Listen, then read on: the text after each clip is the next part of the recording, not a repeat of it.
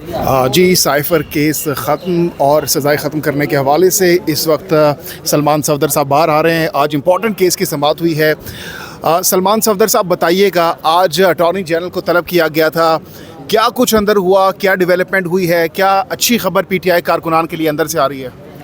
देखिए, अच्छी बात यह है कि आज छठा दिन है और तकरीबन अब साइफ़र की अपील को ऑनरेबल जजेस को सुनते हुए तकरीबन 10 घंटे से ऊपर हो चुके हैं। जो अगर मैं टाइम को कैलकुलेट करूं तो केस अब तकरीबन कंक्लूड होने के करीब है, क्योंकि केस ऑफ फर्स्ट इम्प्रेशन है, फॉरेन ऑफिस की वर्किंग है और पूरे साइफ़र के मैकेनिज़्म को समझना होता है। जजेस ने ये एहतियात से करने का एक मरहला है, हम उससे गुज़र रहे हैं इस वक्त। और आज बड़े तहम्मुल से तमाम एविडेंस जो है फ़ॉरेन ऑफिस के गवाहान का, वो आज जजेस को पढ़ के सुनाया गया और उन्होंने बाज़ एस्पेक्ट्स को पे एविडेंस को समझा, इसकी मूवमेंट को समझा, इसके गार्डियंस कस्टोडियंस को समझा और कुछ सवालात उन्होंने उठाए जिस पर मैं उनको असिस्ट करता रहा। सो अब दोबारा मामला साइफ़र की अपील का कल तक के लिए मुलतवी है। रमज़ान एक फ़ैक्टर है, मगर फिर भी ऑनरेबल जजेस रोज़ाना 2 घंटे हमें देते हैं और इन 2 घंटों में हम इस सारे प्रोसेस को बड़े तहम्मुल से हम भी इसको आगे लेकर चल रहे हैं, क्योंकि ये प्रोसिक्यूशन का सबसे सीरियस और संजीदा इल्ज़ाम और मामला है। सो इस पर उसी संजीदगी से असिस्ट भी करना चाहिए। सो अब उम्मीद करते हैं कि कल के दिन तक तमाम एविडेंस मुकम्मल हो जाएगा और कल बाकायदा मैं अपने सबमिशंस का, जिसको हम क्लोजिंग स्पीच कहते हैं, फॉर्मुलेट करूँगा और तमाम फ़ाइनल आर्ग्यूमेंट्स कल हो जाएंगे इंशाल्लाह। मैं उम्मीद करता हूँ कि साइफ़र का केस एक नहीं तो 2 पेशियों पर कंक्लूड होने जा रहा है। आज के जो समाअत थी उसमें कौन से अहम रिमार्क्स जज साहिबान की जानिब से दिए गए और क्या सरकार की जानिब से मुतमईन किया गया जज साहिबान को?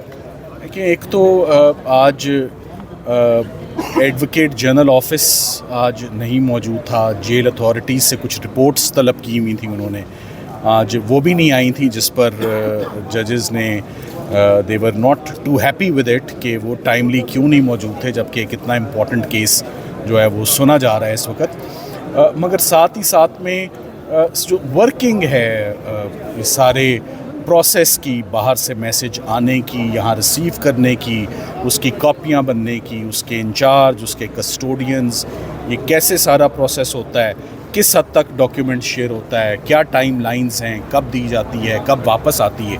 सो ये तमाम बातें आज अपील में हुई। सो आज आई एम श्योर जज साहब के आगे काफ़ी क्लैरिटी है, दोनों जजेस के आगे, कि ये साइफ़र की मूवमेंट क्या है और इसके प्रोटोकॉल्स क्या हैं और रूल्स क्या हैं, लॉ क्या है जो साइफ़र के सारी मूवमेंट को और इसकी कॉन्फिडेंशियलिटी को और इसकी डिस्ट्रक्शन को रेगुलेट करता है जो कानून।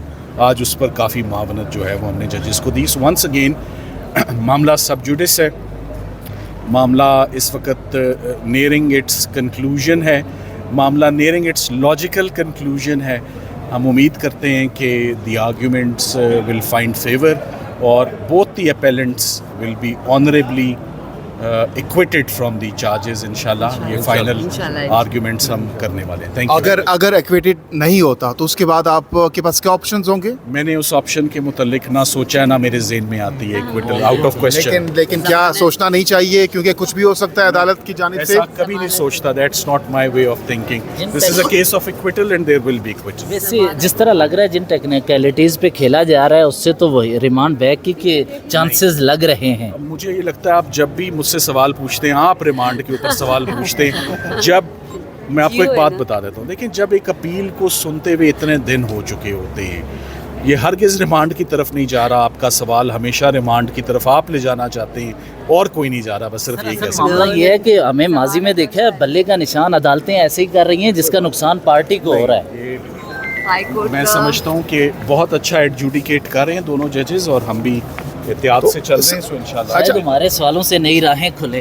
अच्छा, इसलिए सलमान सफदर साहब, आपने 25 रमज़ान की बात की थी कि खान साहब की रिहाई हो सकती है, दीगर मरवत साहब भी कह चुके हैं, तो क्या अभी आप उस बयान पर कायम है? मैं अभी भी ये कहता हूँ, आप हमें कोई से 3 दिन, अब मैं कह नहीं सकता और लोगों का हक नहीं मारना चाहिए, और लोगों के मामलात भी लगे होते हैं, रमज़ान का फैक्टर भी है।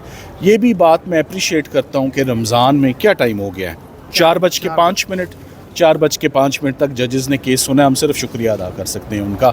रमज़ान फैक्टर एलिमेंट है, मगर cipher it's nearing it's conclusion. Straight away Monday को तोशा खाना की अपील फिक्स्ड है, वो भी 1 दिन की अपील है, इससे ऊपर उसको टाइम नहीं है। मैं अभी भी अपनी बात पर कायम हूँ कि ये ईद से पहले रमज़ान के अंदर ही खान साहब के तमाम केसेस जो हैं वो डिसाइड हो सकते हैं, और उन सब केसेस में मैं एक्विटल देख रहा हूँ। पहला केस ही सबसे इम्पॉर्टेंट केस है साइफ़र का जो इस वक्त चल रहा है।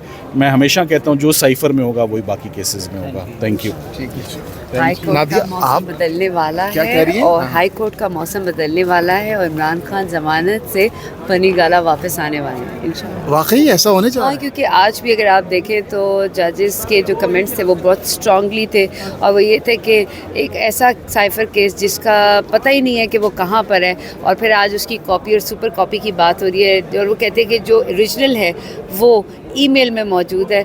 और बाकी उन्होंने ये कहा कि साइफ़र का ना किसी को मालूम है, ना आपको, ना हमें, ना किसी को।